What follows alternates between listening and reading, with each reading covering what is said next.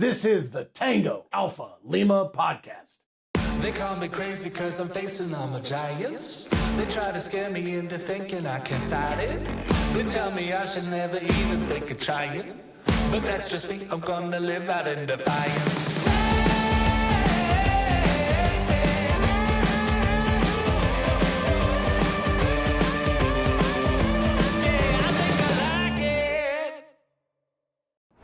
Welcome, Alphas. Thanks for joining us. We have a fantastic show for you today. Our guest today is retired Marine Corps Colonel Mike Corrado, who served for nearly 3 decades in active duty, reserve and active reserve capacity. Upon retirement, Mike established Harmony Hill Studio in Shelbyville, Tennessee, where he hosts singer-songwriter retreats and recording opportunities for veterans, just like most of us. I'm definitely looking forward to chatting with Mike, but Stacy, I gotta ask, what's going on with the glasses, bro? For those of you who are listening versus watching the YouTube version of this podcast, I am wearing my absolutely fantastic, stupendous over the glasses, specially tinted Nana glasses. Looking like driving Miss Daisy over here. Oh yeah. And I think I'm glad you asked this because I think it's important for anybody who has suffered a traumatic brain injury. Honestly, I didn't know this was even a thing. I was recently diagnosed with visual sequela progression due to my TBIs that I sustained in Iraq. It's a side effect that can happen decades after a TBI, or at least noticeably after a TBI. It's a visual impairment. Sometimes occurs with visual acuity is decreased or visual field constrictions. So it's also got other diagnoses of visual impairments, some resulting in blindness, depending on the range of TBI. So 9% to 38% of people with TBI actually get this visual sequela progression. So make sure you talk to your doctor about monitoring that. Honestly, it wasn't, like I said, it wasn't even on my radar until it probably within this last year, I started having my migraines were uncontrolled. Now, I've always had migraines because of TBI, but they just got so intense, and my vision was blurry. It was like double vision. I had eye strain, eye pain. I've had spatial awareness issues. Like I kept bumping into stuff. I could hardly read. Seeing at distance was hard. Light sensitivity. Anyway. You love reading, right? Like that's one of your I am a big time reader. And so when I Yeah. started getting these migraines, it was really difficult. I went to my neurologist, talked to her about it, and she's like, you need to go see the low vision department. And I was like, low vision, like blindness division? She said, yeah. And that immediately got my hackles up. Your hackles. I was all hackled. I was hackled. Anyway, that's where I learned about visual sequela progression due to TBI.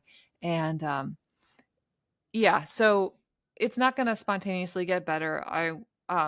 My vision was knocked out of focus back when I had my TBI, and it's been progressing over time. And it just within this last year, it was like the straw that broke the camel's back. Like it's reached a progression that my brain can no longer overcome. Compensate. So part of it is, and as somebody who compensates a lot, that's tough. You're known for your overcompensation. I'm known. They call me Lord Farquaad. Lord Farquaad. He hoofed and he poofed, and then he handed me these glasses to wear. Anyway, so part of the corrective, like you can correct some of it to an extent. If it's not too severe, you can wear prism glasses that help the double vision. You could wear corrective to help with blurry, but some of it's not. But anyway, I have the prism glasses, I have the corrective glasses, I have the tinted glasses, I have all of that, and so. That's my new path of discovery, is figuring more about this. So do you wear those glasses all day when you wake up, Stacey, or what's kind of like the protocol with them? I have a range of glasses, so I can no longer use bifocals because of how prisms work. Mm-hmm. They help with the double vision situation. So I think I have 3 different pair of glasses, but these slip-ons. So I'm gonna because I have light sensitivity with it. So these are my prism glasses, but I can wear Not to be these. confused with her prison glasses. My prison, not my prison wallet. So these are my normal, like, these are my computer range, like super thick glasses that help me read up close. And then these help filter out certain colors to help with the eye pain. Anyway, Well, it's complicated. TBI, more like TMI, right? No, I Yeah. can't. But honestly, it's interesting because if people don't mention stuff like that, you don't realize you can get help. The problem is with being tough veterans is that we just assume that the awful things that we live with on a day-to-day basis are just part of life. Yeah. And so, it takes an amputee finding the right prosthetist. That word needs to be said crisply. And for you in a situation of finding something that helps with headache and light sensitivity, like that can really improve your quality of life as long as you're careful with it. So I think you look great. Like, well, thanks. Yeah. So I want anybody who has a TBI or had a TBI in the past, just put this on your radar. Make sure that you talk to your neurologist about it, because you may be having side effects and you're not even aware of it. And you can, overcome some of the sort of intermittent headaches by having corrective eyewear to help overcome. So alphas, talk to your neurologist, your VA doctor, your primary care provider about seeing a low vision specialist, checking into the visual sequela progression due to TBI. Make sure that's on your radar. Yeah, and Stacey, check with your. I hate that you're experiencing that, but I really appreciate you being bold and sharing that with everybody. And if it can help somebody else be able to get some support and or treatment, or maybe identify that as well. And I know aesthetics are the last thing on your mind, but you look super cool in those glasses. You look very movie star-esque. Function over fashion, my friend. All right. Well, thank you, Stacey. And Alphas, please stick around, and we'll be back with Colonel Mike Corrado right after the break. The American Legion is raising awareness about PTSD and veteran suicide by offering hope, camaraderie, and support. Be the one to help end veteran suicide. Be the one to save one veteran. Be the one to ask a veteran in your life how they're doing. Be the one to reach out when a veteran is struggling. Go to BeTheOne.org and help the American Legion end veteran suicide. Will you be the one? All right, Alphas. Today we are joined by Marine Corps Colonel Mike Corrado, one of many wonderful Corrados all over the world and even in Nigeria. Mike served nearly 3 decades. That was a joke from anyway. Mike served nearly 3 decades in our beloved Marine Corps, and then established Harmony Hill Studio in Shelbyville, Tennessee, where he hosts singer-songwriter retreats and recording opportunities for veterans. Colonel Mike, welcome to the Tango Alpha Lima podcast. Thank you so much for having me. It is an absolute honor to be here, and look forward to chatting with y'all. I'm really excited. Welcome to the show, and thank you for your service, sir. Thank you, and yours as well. I want to jump right in and ask you some questions, like maybe prior service questions. Like, okay, were you always into music? What led you into it? And then why the Marine Corps? Okay. Yeah, so let's go. Vaguely insulting. That's fine. Let's go way back. Tell us about Nigeria. Yeah. Well, we can get there. So yeah, I've been playing drums and percussion for as long as I remember. I beat the hell out of the couch and pots and pans, and finally my parents gave in, and I got a drum set and kind of took off from there. Did that all the way through school, all of the high school bands, the marching band, jazz band, all that kind of stuff. Got to travel, and that was a lot of fun. And music had, always kind of played a big part in my life. And then when it came time to look at going to college, I applied to 2 schools. One was East Carolina University, which was for their School of Music. And the other one was the Citadel down in Charleston. And I went to visit ECU in Greenville, and it was a pretty raging party school. And it looked like a lot of fun, but I knew that I wasn't going to get to the finish line. And had a buddy of mine who went to the Citadel, and he was a year ahead of me, and kind of learned about that through him. And then I went down and visited, and Charleston was what absolutely blew my mind and was the deciding factor of where I wanted to go, just because it just felt right, it felt great. And then then I went to the Citadel and kind of got sequestered to the barracks for the first year. They let us out a couple times a year. So you were a knob. Did you join the marching band at the Citadel?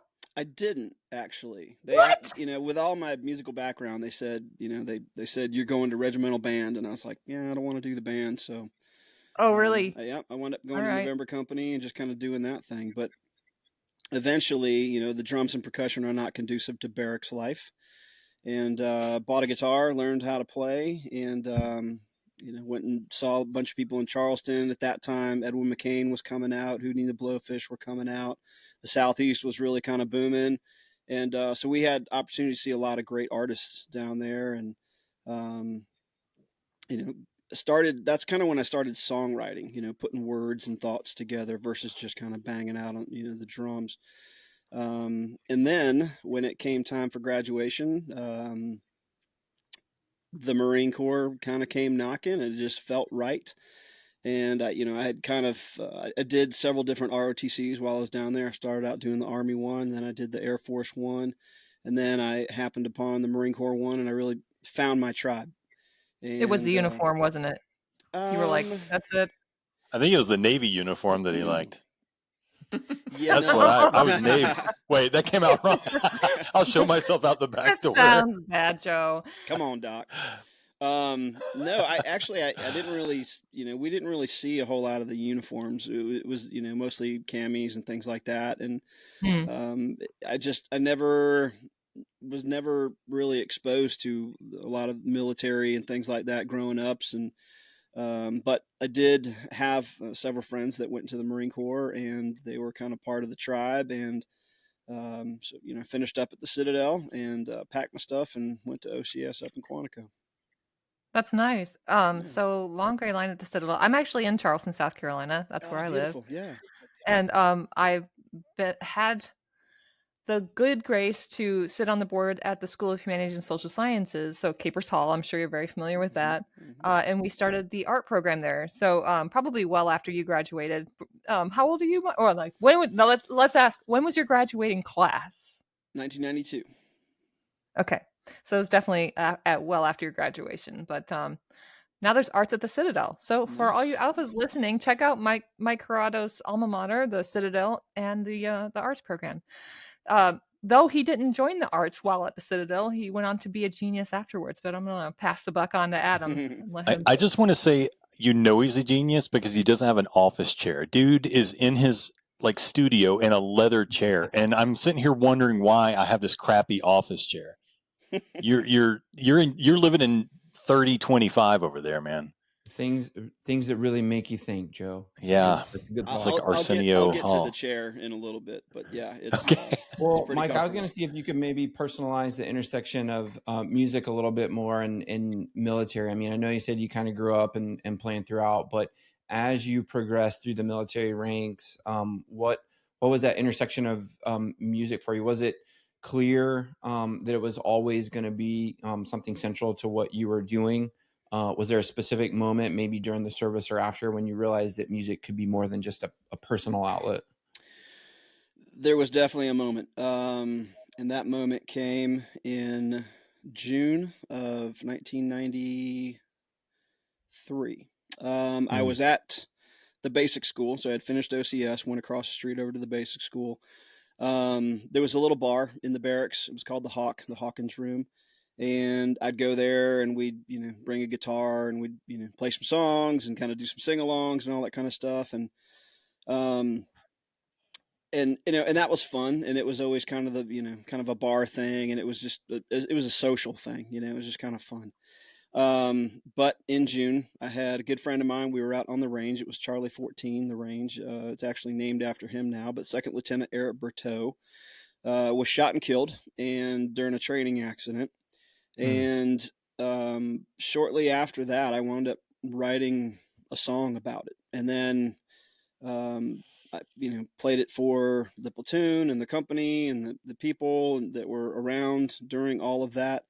Because we had just signed up and we had just gone through training, and here we are, we're young, we're invincible, we're bulletproof. And that day we realized that this is not a game, and we all learned about through Eric, the first casualty we all experienced in the Marine Corps together, and it was very early in our careers, and we haven't even hit the fleet yet. And writing that song was just a means for all of us to heal, and I didn't understand it at the time. I didn't do it on purpose at the time. It just kind of happened, and then when I realized the impact that it had on all of us and how it kind of became a little anthem for us and an ode to Eric, I realized right then and there just how powerful that music is. Now, I got into the fleet. My first deployment was to Cuba. We went down for Operation Sea Signal, which is the Cuban Haitian migrant, operation that was going on down there. And once things kind of settled down, my folks emailed me. They mailed me a guitar. So again, kind of sitting out in front or at the smoke pit with the Marines and just playing some tunes and that kind of thing. Again, just realizing the power that music has to pull people together.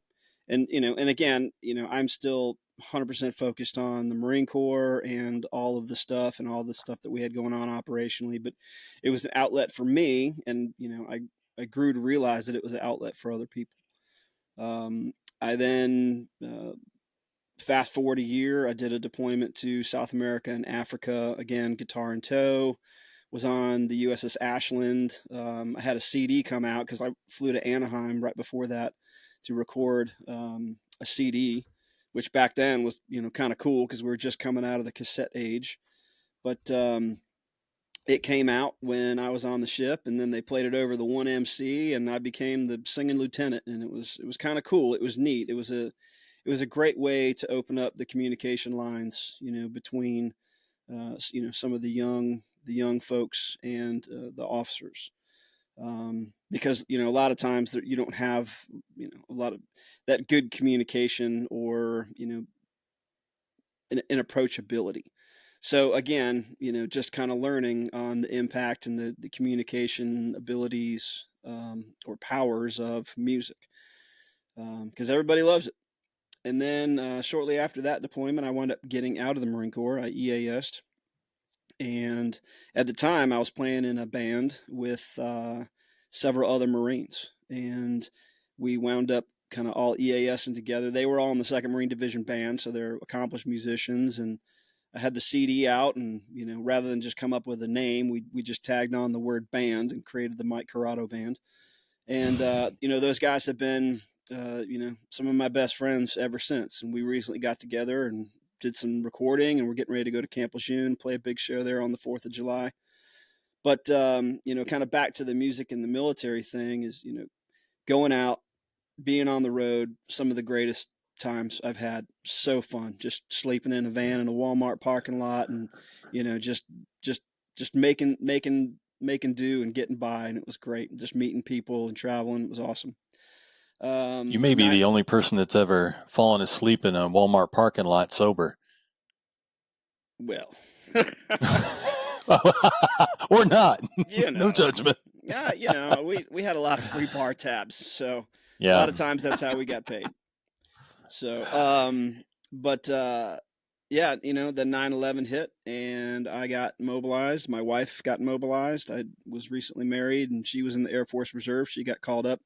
Went to Afghanistan, ran medevacs and a lot of the transports. She was based out of Charleston. They got a big medical unit there, Aerovac. And a couple years down the road after being mobilized, we had an opportunity to deploy, and I went over there with the MEF headquarters group to Camp Fallujah. And that's when it really hit me on what music is beyond just something to listen to. It was how people consumed it prior to going on a patrol, or how they consumed it afterwards to try to, just kind of amp down from being out the wire and that kind of thing. And then the coolest thing that happened over there was there was a place called Charlie Surgical, which was the medical facility. It was right there in the middle of Camp Fallujah, and right next to that was this big building. And that building was used, it was an auxiliary building, which on its worst day would be used for overflow morgue. We did emergency blood draws there. But for our purposes, once things kind of calmed down, we started establishing a rhythm where, when we could, on like a Friday evening, there'd be a group of service members in there, and all branches, all ranks. And we just passed the guitars around, and we would play covers, and we played a couple originals, and we just have that camaraderie and that fellowship. And that's when I realized that this is a powerful thing, and we were all just, coming down off of all the things that happened that week, or, just an opportunity to have kind of that fellowship and that camaraderie. And I just realized that it is absolutely, a huge and essential tool in the military. Fast forward a couple years, I wound up, I was the executive officer for the Wounded Warrior Regiment from 2011 to 2014. So kind of at the height of the kinetic injuries coming out of Afghanistan. I was in Quantico, where the headquarters was, and we would go often to Walter Reed to go see our detachment there, go see the Marines. And they had music therapy programs, and I had never heard of such a thing. But I was just like, this is awesome. Tell me more. Can I sit in? All that kind of stuff. So there was a couple of different organizations that were there doing it, and you had, amputees, bilateral amputees, in there doing it for not only the therapeutic aspect, but the cognitive aspect of it. But again, the power that music has to heal the soul is it's a big thing, and it's a real thing. And that's when it really dawned on me, and really kind of drove home that music is just more than something you just listen to. So, first of all, that, I feel like when you're talking about the music, I think that everybody has, especially during deployment, these moments where you remember just somebody who somehow everyone's carrying everything. We're out in the middle of Fallujah, and somebody's got a guitar. I don't know how somebody had time. It ended up on a Humvee somewhere, but it's like you said, I feel like it's there should be at least one or two floating around somewhere in every unit. And, when we deployed to Fallujah in 2004, Tenacious D had just dropped their masterpiece. And so honestly, I just remember singing, tribute to the top of our lungs in this house in the, corner of Fallujah. And it really was a moment of fresh air in a place that didn't feel very peaceful at all. Mm-hmm. A moment of sort of camaraderie and love that you need to have these pockets of. And so, you see these, you take these moments and decide to do something pretty cool about it. I had the great honor of meeting, at the time, Major Dix, who was in charge of the Commandant's own Marine Corps bugle and drum band. And he met me in the hospital and wrote a song called Corpsman Up, based off a conversation that he had with me and another corpsman, which was, I guess any song written about you is really cool. But to have it done through, the Commandant's own bugle and drum corps is pretty baller. It's one of those odd things that I'm, that I can brag about in my life. But, so you get out and then you start Harmony Hill Studios. I want to know a little bit about that.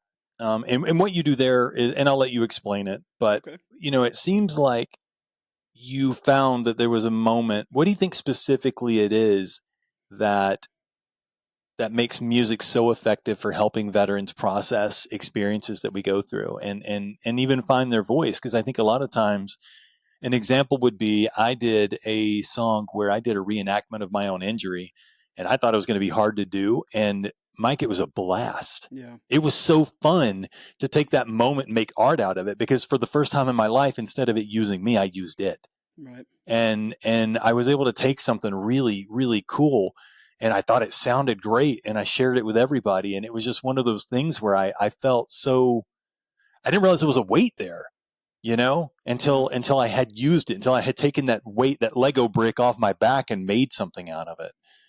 I'd love to hear a little bit about how that happened for you. Yeah, I just like you said, in that little room in Fallujah where it feels like the world is falling down around you, or blowing up around you, it just kind of brings back that humanity, because it's something we've all, had our entire lives, and it's always there. But, sometimes we take it for granted, but, over time, and I mean, many years, I kind of figured out just how special it is. And when you get a group of service members together, it just really opens the heartstrings and the communication. And there's a lot of different organizations here in Nashville that do songwriting with veterans. I've had an opportunity to sit in on some of those with some hit songwriters and some service members, and just kind of learn of their story. One of those that really stands out to me is Corporal Mike Miller. And we got to sit down with him and his wife and his 3 kids that were all teenagers at the time. One of them was almost a teenager, and his daughter was 17, almost 18. And the 3 kids and the wife and Mike, we sat down and we talked. And Mike's backstory is that he had joined the Marine Corps late. He was 27 when he joined. He went and did 2 deployments. He got a Purple Heart. He came back, he got out, and he worked construction. And he had a 20-foot fall off of scaffolding, and he broke his back. And as they were x-raying him kind of head to toe, they realized that he had a brain tumor, and he had stage 4 brain cancer. So we were sitting down with him knowing that his timeline is very short, and just, kind of learning his story and being able to craft that into a song. It's called My Legacy, and a country artist named Rusty Tabor released it. But we were able to get him that song. It wasn't out yet, but it was finished. We just hadn't gotten to the distribution port yet. But we got that to him 3 days before he had passed. And it's something that, the family, it's kind of their, it's their soundtrack. It's his story. And, just to be in that moment with the family and realizing how impactful it was to them, and then everybody that was in the room, and then everybody that's heard the song and the story, it's just, it's just amazing. And one of the things that I wanted to do from that moment is, because I was still on active duty at the time, is I was like, when I get out, this is what I'm doing.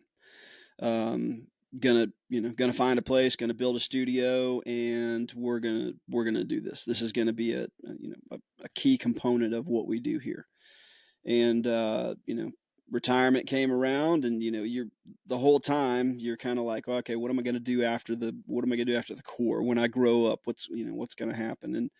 And I had set sights on creating a studio where I can get together with my friends and veterans and like-minded individuals and get together and create music and help people do that. And that's exactly what we do. That's awesome, man. When I was first medically, right after I was medically retired, I participated in the inaugural Warrior Games, and then like 3 successive games after that. And then while there, one of the team participants was taking part in a program called Songwriting with Soldiers. And he was like, "You should come." And I was like, "Heck no." My voice is more suited for the bathroom, and that's about it. And so anyway, listen, I'm a photographer. I love art. I think there's definitely catharsis and healing powers through art. I just didn't think my voice had any real positive attributes. But I will say they were in need of a female presence at the retreat. So I went, and I was pleasantly surprised. I have no musical instrument other than the clarinet and Yeah, I played the clarinet in high school. That's about my musical prowess. Well, But I thought it was very. Go ahead, I Mike. mean, the arts in general are great for warriors.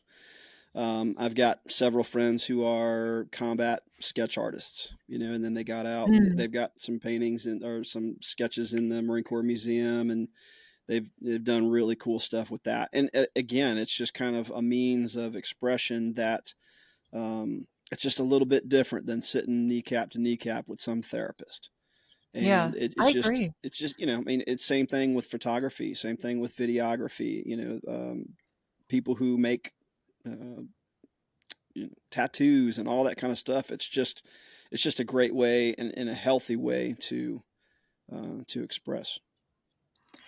So I know what my experience was like, but I want to know from your perspective as somebody who sort of coaches folks through that experience.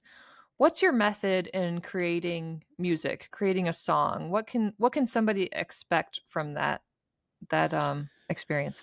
There's a couple different ways. One is kind of a deliberate action where you bring in somebody and you're going to help them write their song, and then which is kind of what we did for Mike Miller.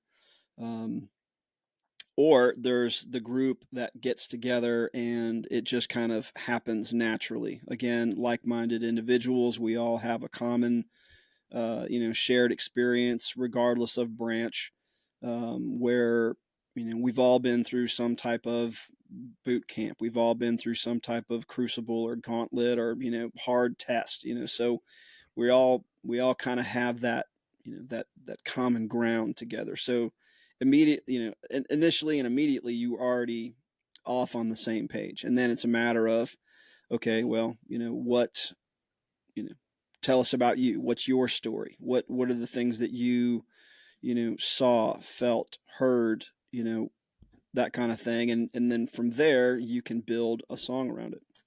And another thing that we do here is we like to get veteran artists and help them be their own artist, and not just specifically on military themes or deployment themes. And there's obviously a time and a place for that, and there's a way to get that stuff out. But one of the things that we wanted to do kind of beyond that was, we bring in people that are artists, kind of already. They may not know it yet, and we help fine tune that, and we go through the recording process or the writing process. But I really want to promote veteran artists who are their own artists. I think that's tremendous. Thank you. Mike, you've shared the stage with Bon Jovi and Toby Keith, and also commanded Marines in combat zones. So I think these are kind of two pretty different worlds, very different types of intensity. However, listening to your story, it was cool to learn how early in your career these two and the significance and the importance came together. So I think they're maybe a little bit more intertwined than when I really kind of teed this question up. I still think it's a good question. I like your perspective on it, which is really around what does it feel like to move between those worlds? You've talked about it a little bit, but do you find that one prepares you for the other in unexpected ways? I think music allowed me to be a little bit more of a human than just being part of the machine, and everything with doctrine and everything that you get trained on and everything that you teach, coach, mentor. It allowed me the opportunity and the outlet to to be a little bit more human, or show different sides of of me. And I think that is what helped make me a little bit more approachable for some of the young Marines.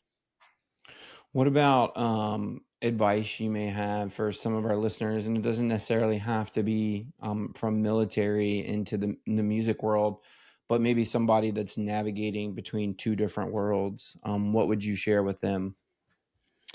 Well, it kind of depends on if they're active duty or if they're already in a veteran status. If they're active duty, obviously you got to keep the main thing, and that's what, that's what the focus is. But there's also a lot of downtime, and the thing that I kind of learned early on is you got people that are sitting in the barracks and they're playing Xbox, or they're, hanging out and, doing whatever, but there are different programs either on the bases or out in town, or there's plenty of open mics and things like that where you can go and get involved. Sometimes the hardest part is just walking into that open mic and having the courage to get up on stage and, and kind of let people know who you are and what you're about. But I think you take a lot of the things that you learned, you take the drive and the continue to attack, and, don't settle for no, and all that stuff, because, there are definitely highs and lows of the music business. One minute you're at the ACMs performing with Toby Keith, and the next you're at some chicken wing place in Podunk, wherever, and, people are, all you hear is bottles clanging in the trash can and that kind of thing. And sometimes that happens in the same week. So, you kind of gotta check your ego a little bit. I got my ego checked pretty good. It was 2001, I believe, and we were doing a show at a venue in Norfolk called the Norva. Beautiful venue. And we were opening up for John Mayer. And we had recently, we were kind of a big fish in Eastern North Carolina, and we had some songs on the radio and that kind of thing. And we sold out this place called The Attic, and that was kind of a rite of passage. I mean, Dave Matthews played there, Hootie, Black Crowes, everybody's played there. And we sold it out, and we were feeling pretty good about ourselves. And we go up to the Norva, and I had no idea who John Mayer was. This is kind of like big internet. And so we're hanging out backstage in the green room, and we're kind of talking about, where we played, what we've been doing, that kind of thing. And they're like, oh, what, where have you played? And we're like, well, we just sold out the Attic for the first time, and they're like, oh, cool. And they're like, where were you guys last night? They're like, Conan. It's like, okay, Conan, and then when I watched them play, when I watched John play specifically, I was just like, wow, okay, I get it. I get why this place is sold out. I get why, everybody is just losing their minds. But it was great. But you can get checked pretty easily, and that was one of the moments where I realized that, music is a big thing, and you're not always top of the reef. I think it's funny whenever people talk about like really, really good guitarists, and I bring up John Mayer, they laugh because they think I'm joking, and they don't realize that he is a once in a generation talent that decided to make music to meet girls. Like he could jump in any band that exists and do a solo. I mean, the dude is absolutely incredible. Yeah. He's the kind of musician that musicians respect just off of sheer talent. You ain't even got to like the guy. I don't know anything about his personality or anything. I'm just saying that he's a really good guitarist. He's a great songwriter too. I mean, obviously he can put words together that connect with people and that kind of thing. But, I've had the opportunity to play with a lot of different folks, and sometimes you get to meet them, sometimes you don't. But it's fun to go back and, have your Marines have some bragging rights on, hey, I just saw the boss on, or the XO or whatever on, the ACMs with Toby Keith or whatever. And it's pretty cool. When I first had gotten mobilized, I had checked into this reserve unit at the MEF. The MEF Augmentation Command Element is what it was. And they were like, hey, you're here in Jacksonville, which is where Camp Lejeune is, and you're local, and, you should join the unit. And I was like, well, the problem is I can't really be here on the weekends because I've got people that depend on me, and we go out, and that's when we make our money. They're like, oh, we're flexible, and you can come in, and they were, and it was great. Yeah.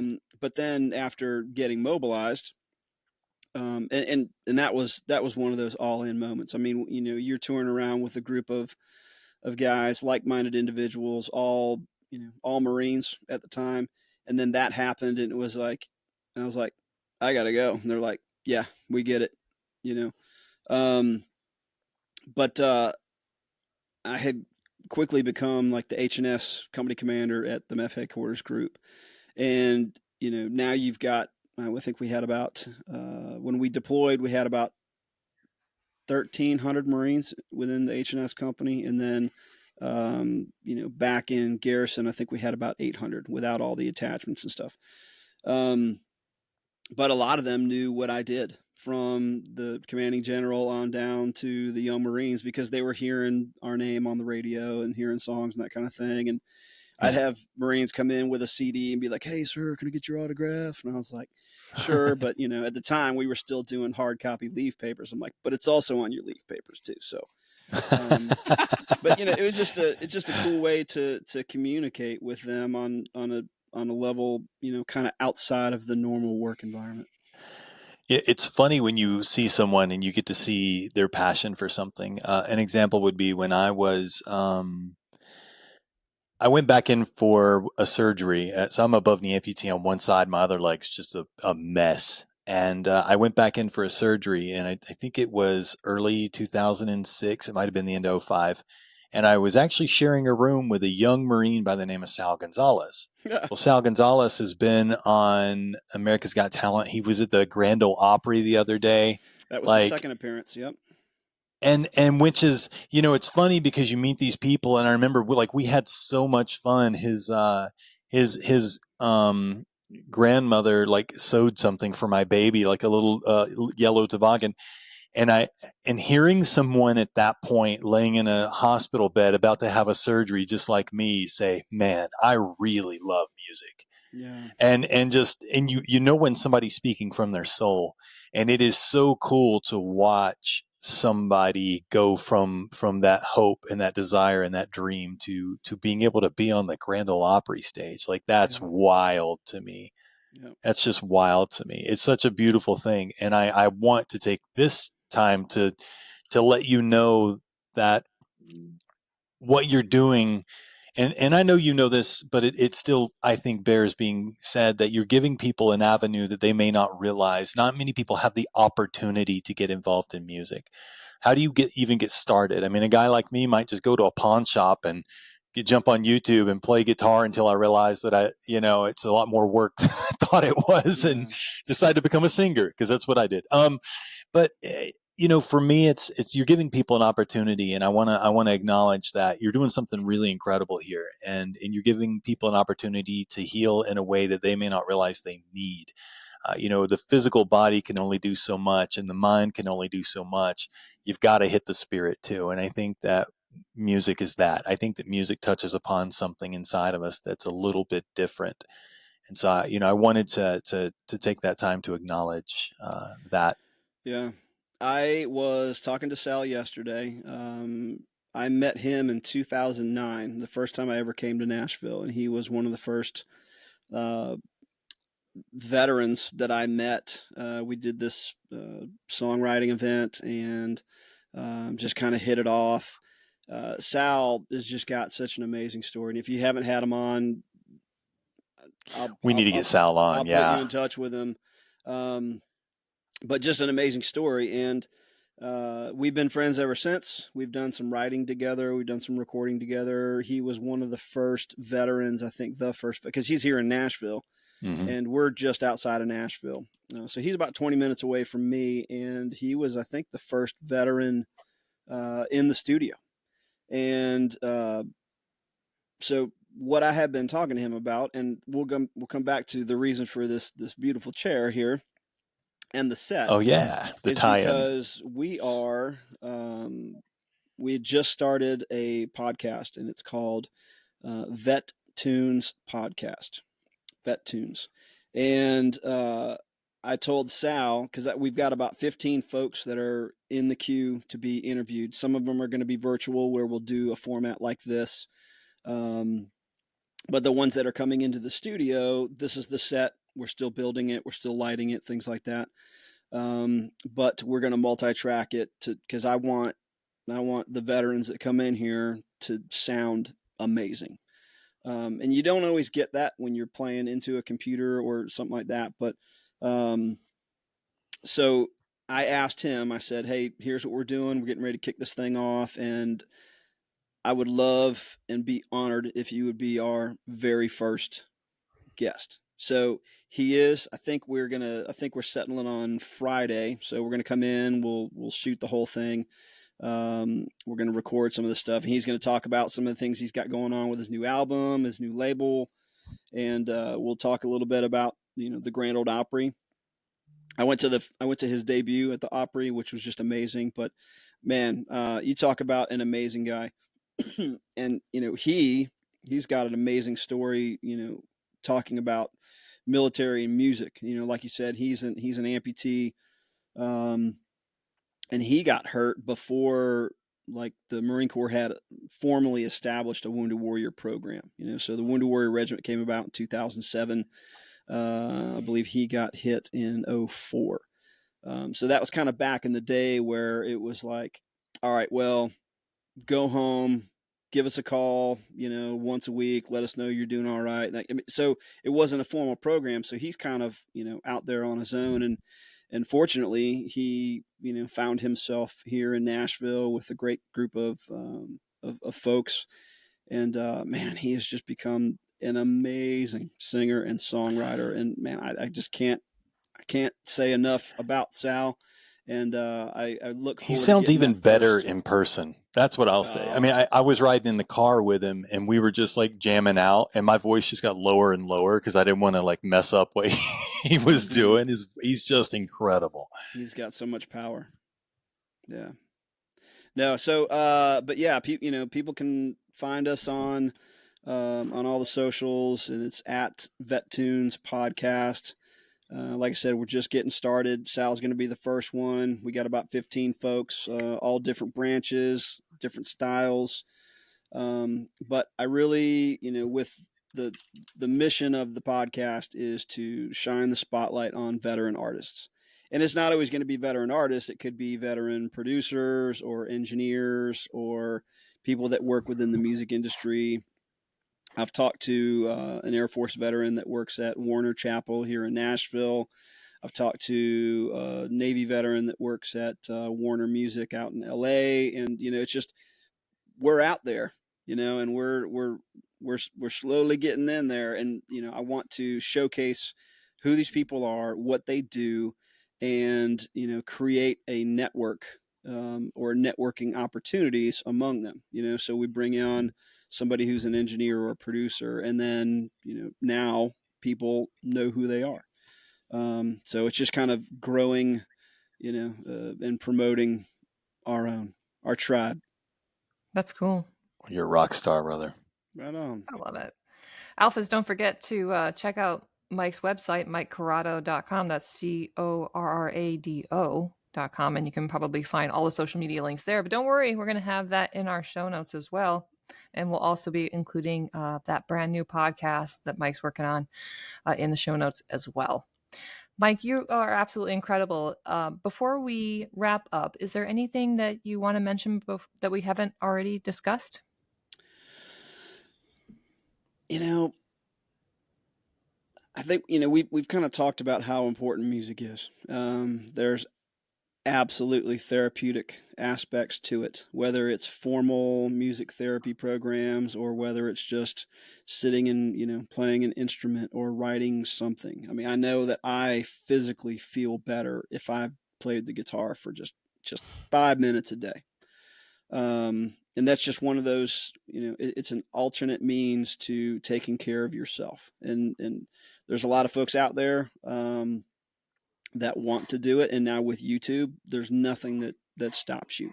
So, I wish I had YouTube back in the day so I could, get some tutorials and, and not struggle as much because, moving around a lot, didn't really have the opportunity to go and take lessons. So a lot of self-taught stuff in there. But if it's something you want to do, go do it.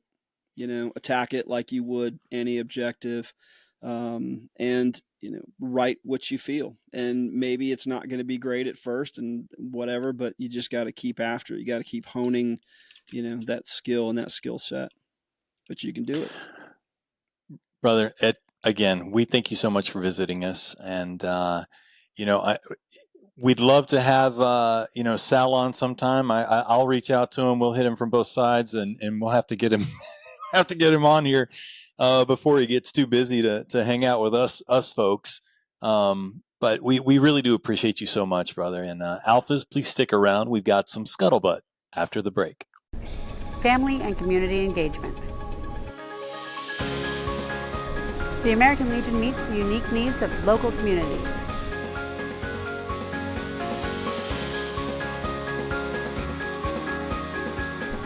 We are veterans strengthening America. We are the American Legion.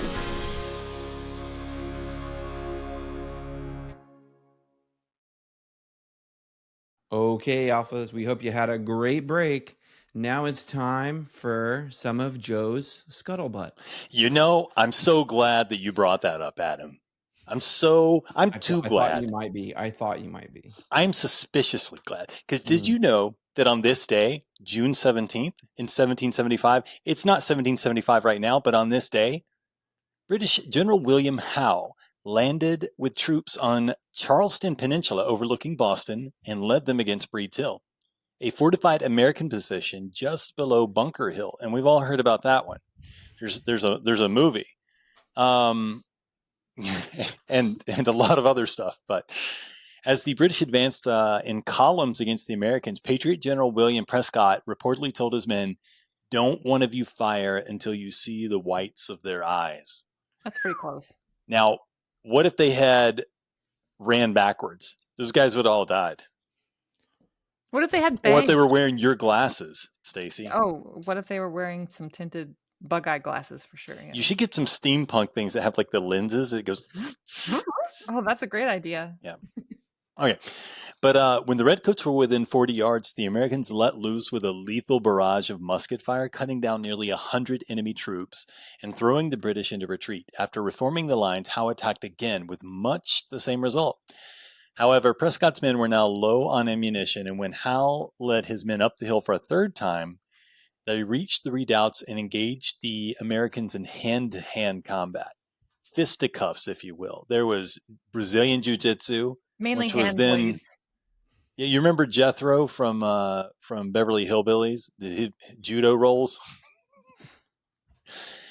But the outnumbered Americans were forced to retreat, and the British won what we now call the Battle of Bunker Hill. And the Charleston Peninsula fell firmly under British control. And they still speak British to this day. No, not quite. Despite losing their strength. Hello, top of the morning to you, governor. Like 3 miles down the road, they're like, "What are those guys up there doing? I just don't get it." God. Them Brits, I swear. So despite losing their strategic position, the battle was a morale builder for the Americans, which had suffered far fewer casualties than their enemy, while demonstrating that they could conduct war effectively against the British. And it all comes down to supply. That's what it came down to. What do you guys think? I'm confused because I live in Charleston, South Carolina, and they're talking about Charlestown, Massachusetts. Two very, very strategic battles in the Revolutionary War. So not to be confused, everybody, but I am over here confused with my battle. I don't know if you can see the white of an eye at 40 yards. I mean, I got pretty good pilot eyes. That's pretty far. Note that he plugged in. He's a pilot. Everybody who's listening, Adam blew up patches. Because you want your pilots to be able to see, to not fly into things. What type of pilot specifically do you think needs their eyes the most? The kind that could see precise munitions delivered upon all the way to impact. I was like, you think Huey pilots? You think specifically? I think fighter pilots because. Fighter pilots. They're way up high. They can't see anything. Like Blackhawks, right? Those are like the fighter pilots, right? Isn't that? Blackhawks are helicopters, really good Joe. What kind of airplane knowledge do you have? I hit my head a few minutes ago. You think? I was trying to ag Adam on, and you were undermining me. Sorry, but I can see the whites of your eyes, Joe. Your Navy is showing, Joe. My Navy is showing. Oh my goodness. That's a euphemism if I've ever heard it. So American Legion JW Conway Bunker Hill Post 26 works Shout with out. the Bunker Hill, shout out, with the Bunker Hill Monument Association and National Park Services to organize the Battle of Bunker Hill Day Remembrance Ceremony in Charleston, Massachusetts. I was going to get that tattooed on me, but there's just not enough room. Do you think they have the whites of their eyes test? Like they hold up a, can you see the eyes? How far back? Hey, what is it? The fact checkers? Mythbusters. There we go. We need Mythbusters. So each year, and this year, the 250th anniversary of the event, and it's going to be huge. It's going to be bigly. American Legion posts across the country are gearing up to prepare for the 250th anniversary events for the next year. Alphas, tell us what you're planning in your community at legiontown.org, or if you haven't started making plans yet, you can visit legion.org/USA250. That's USA 250 to check for ideas, toolkits, USA. No. Toolkits and other resources that will help you get started. And we'll have the links for that in the notes de la show. That's French for you uncultured swine. All right. Well, I got one for you, Joe. In May, Veteran Affairs officials announced that they have added about 210,000 names of veterans killed or lost overseas, including about 93,000 World War II veterans, to the department's expanding online memorial project. The Veterans Legacy Memorial was launched in 2019 and creates websites recognizing the lives of deceased veterans, allowing relatives to update the online memorials with details from for their service, post-military work, and family history. The scope of this project now includes more than 10 million names and has roughly doubled in just the last 2 years, with the addition of millions of veterans buried in private cemeteries worldwide to existing lists of individuals interred at VA and military sites. The expansion includes names from 26 overseas cemeteries and memorials administered by the American Battle Monuments Commission. The ABMC acting secretary, Robert D'Alessandro, said in a statement that the Veterans Legacy Project update adds new resources to honor our nation's veterans from all wars and brings their stories to those who aren't able to visit our site overseas. In addition to the approximate 93,000 World War II veterans added to the project, about 94,000 other names added to the list of American missing in action overseas or buried at sea. Those individuals are honored in a series of overseas memorials overseen by the Monuments Commission. The brave Americans resting in ABMC cemeteries and whose names are inscribed on memorials around the world sacrificed their lives to liberate allied countries and to protect our nation's interests, said Acting Undersecretary of Memorial Affairs Ronald Walters in a statement. It's our honor to preserve their legacies. Officials in recent months have also updated the Legacy Project to allow veterans to provide details of their life and service before they pass away. Information on the Your Story, Your Legacy effort is available on the project's website. So head over to the project's website, add your story, really cool things that they're doing to be able to honor, and really inspiring that so many have contributed in just over the last couple of years. Cool. Cool, bro. Cool, bro. Stacey, what do you got for us? A wild Japanese macaque has prompted multiple safety alerts from U.S. military bases in Japan following reports of an animal. Macaque. I'm sorry, I don't know what a macaque is. It's a monkey, I thought. Oh, okay. Following reports of an animal appearing near installations and housing areas. You guys grab your macaques. Most recentsually, Naval Air sounds like a hand check. Most recently, Naval Air Facility Atsuki, located about 28 miles southwest of Tokyo, posted in the community-wide warning after receiving sightings of a roaming macaque just outside the base. In a public message, base officials urged residents not to approach the animal and to go indoors and please call NAF Atsuki Security if you've seen that, according to the Stars and Stripes article. The Go alert, inside and pray to your God. Everyone get inside. Wash your hands. Protect your face. The alert at Nath Atsuki came in the same week as a similar alert for a different macaque at Camp Zama. What's happening over there? Home to the U.S. Army Japan. The Camp Zama macaque, described as not friendly and missing its left hand. What the hell? Some crazed monkey. I only have a right hand. Was spotted near Zuma Station and the Sagamihara housing area, which houses U.S. personnel and families. Japanese macaques, also known as the snow monkeys, are native to much of Japan and regularly inhabit the mountainous forests and edge into major urban areas. While they generally avoid humans, Adam, these primates are known to wander into neighborhoods in search of food and shelter, sounds like Joe, especially during the warmer months. Experts say macaques are typically social animals that travel in troops. I'm a troop. Sleep in trees. I don't do that. And rarely pose a threat. Well, that's lately. You again. You do occasionally. However, I'm quite passive, like a macaque. However, they can become aggressive if provoked. Don't provoke me, Joe. Yeah, I'm trying my best not to, but you're very aggressive right now. Right there. Area officials have advised residents to limit unnecessary outdoor activity when the monkeys are active. Well, residents are encouraged to contact base security teams if a monkey is seen, helping. What are they going to do? They come arrest the monkey? What about this? Is funny to you, Stacy? People's lives are in danger. The one-handed monkeys are out there doing God knows what. I have so many dirty jokes running through my head right now that I just can't even focus. They're floating in the air. We don't even have to say them. They're just out and about. I love also that every time you've said macaque, it sounds like we dubbed it in later. So we could actually change the tone of that every time. It wouldn't. Macaque's gone wild. Even seemingly harmless behavior.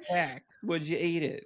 Hey guys, seemingly harmless behavior can trigger defensive actions from a macaque. So, looking a macaque in an eye may cause it to bare its teeth and lash out. So, mind your P's and Q's, everybody. Why does it say in the eye? Is it a one-eyed macaque? Jesus. Is that one getting bigger? Who's messing with that thing? I can't help but think that if Will Ferrell did a stand-up bit, You're Welcome, America, where he impersonates George W. Bush and talks about the army training monkeys with spear guns. Oh yeah. There's a clip where the Whitest Kids You Know skit where the guy's talking about monkeys bears on the moon with lasers, and then somebody is finally like, are you just saying all this to cover up for the fact that you did this? And like, yeah, you caught me. Was that a real was it a movie or was that a real clip where they gave a chimpanzee like an AK and then he shoots it? I think that's real. Is that real? I think it's real. That was from a movie. That's what makes me think. Like I think they've done it in movies, but I think the one that you're talking about is real. Well, look, man, I don't know if he could fire the weapon with one hand, but we got to keep the weapons away from the monkeys because you got to say it right, Adam. Macaque. They have a name. It's Macaque. I think I'm putting the emphasis on the wrong syllable. Joe's subtle refusal. All right, to all the macaques and alphas out there, thanks for listening. You can subscribe to our podcast, our newsletter, and send us mail and guest recommendations at legion.org/Tango Alpha Lima. We'll see you next week. We'll macaque you later.